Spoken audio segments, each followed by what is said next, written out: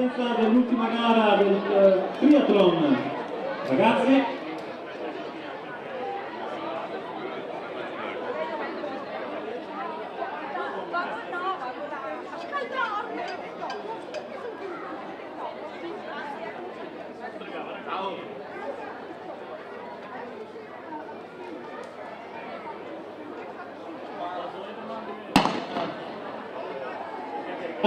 partita la gara dei 600 metri.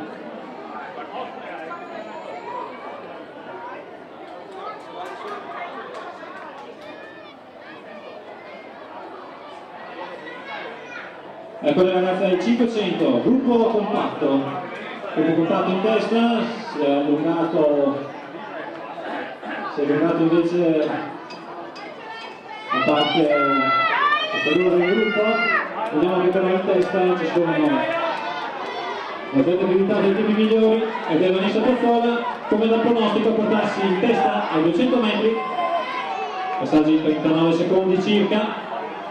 Vanessa Piazzola, andatura decisa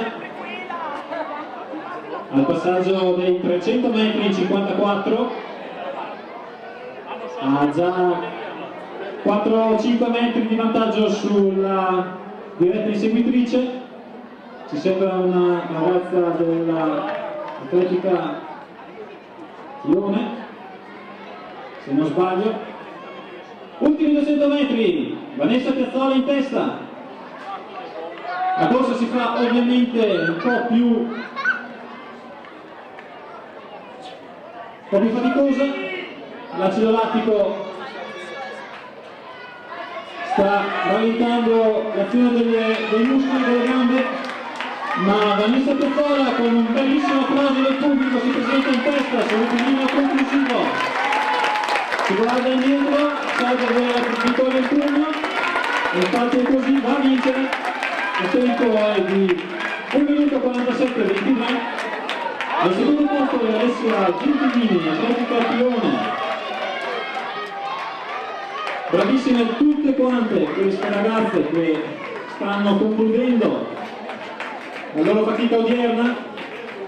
Grande soddisfazione per tutte quante aver completato il triathlon a fine stagione, quindi dopo una lunga estate di gare e di allenamento. Modo migliore per coronare questa bellissima stagione in una giornata di sole qui allo Stadio Quercia.